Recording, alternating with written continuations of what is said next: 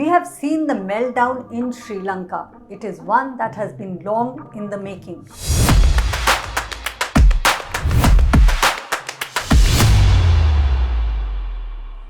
Even last year, when the foreign exchange reserves plummeted down to about $1.5 billion, one knew there was trouble because just 2 years before, in 2019, the foreign exchange reserve or the forex reserves there stood at $8 billion. So you see the difference. In April this year, a financial emergency was announced and Sri Lanka has defaulted on $51 billion of debt as well as pushed about 500,000 people into poverty. So much so there's acute shortage of fuel, there's acute shortage of food, and so much so that the students have not been able to give their exams because of a shortage of paper and ink. The reasons are multiple. One is of course very high inflation, the collapse of its tourism industry, which is really the backbone of Sri Lankan economy.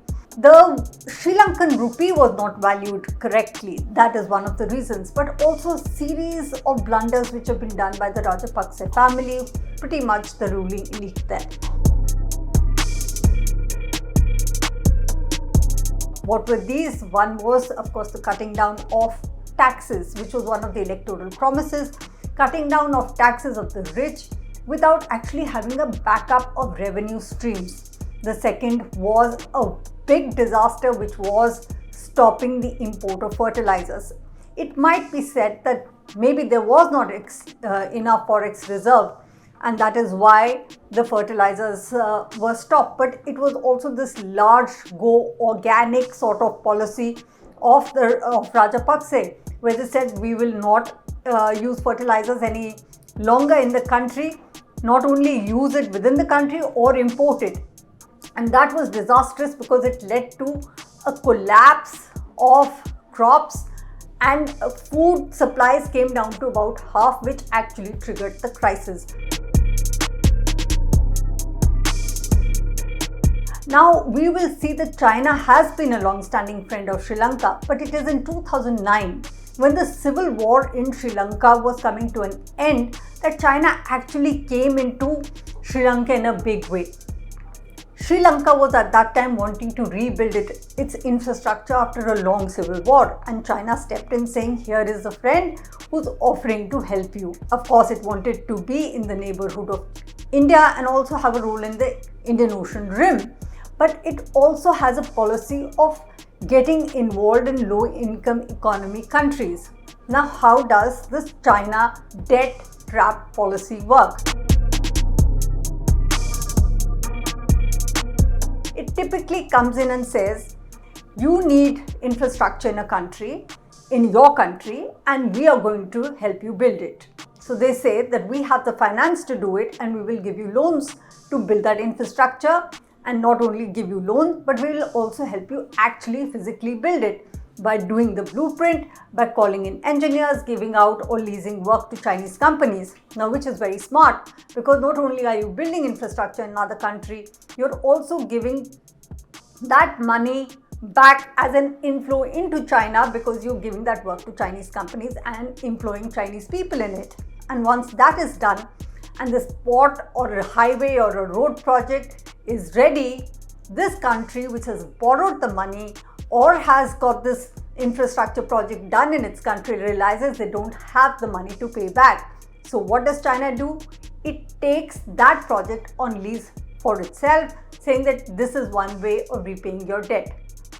Also, Chinese state governed companies have a typical way of working where they get the borrower to kind of float offshore companies where they make them park certain amount of money where the lending company has free access. So they have this backup cash, plus they take projects on lease.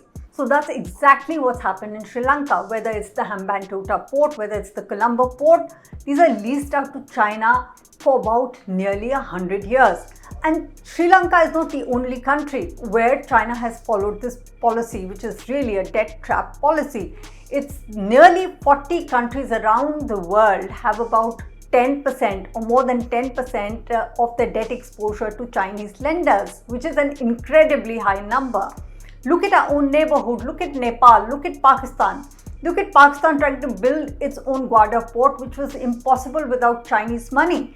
And China not just pumped in money, it's got this entire infrastructure, it's got this strategic inroads into Pakistan. It's got roads going up right to China border, and also now it's got the Gwadar port as lease for 40 years because Pakistan has no money to pay back China. So this is a typical sort of a methodology which China adopts to get these countries into its grip.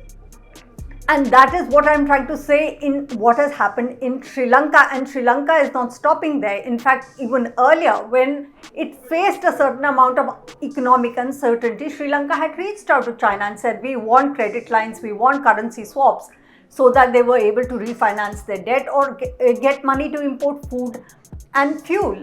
And China, if I might borrow that analogy, works like a typical Bollywood lender. You know, that old stingy lender who will give you money but give it to you at such high interest rates that the borrower will never be able to get out of that person's stranglehold. And considering that is the way China operates, one would wonder why are countries going to China? Well, there are a few reasons why China makes for a good lender and why people typically fall into this trap. One is, of course, China has capital surplus. It has capital surplus, so it has that extra money to be able to lend to other people, right? The second reason is that China has a hands-off policy on a country's internal politics, which is extremely important for a lot of countries. It does not care if you're authoritarian, it doesn't care if you're a dictatorship, it doesn't care if you do not follow democratic norms, it doesn't care what your trade deficit is like or your balance of sheet looks like, which is what Western countries as well as financial organizations internationally want other people to kind of follow certain policies and say that you need to toe the line on this, this and this, and only then we'll give you money. China does none of that, so it makes for a very, very suitable lender. But as I have explained to you at length, it follows this pattern where it gives money at high interest rates and then literally holds you at ransom. And that is exactly what's happened in Sri Lanka. But I would like to add here a very important qualifying line that the crisis in Sri Lanka is not of the making of China. There are a multitude of factors which have led to a crisis in Sri Lanka and its financial collapse. And China is just one of them. But certainly China is a prominent factor, and that is certainly a case as far as Sri Lankan state of affairs goes today.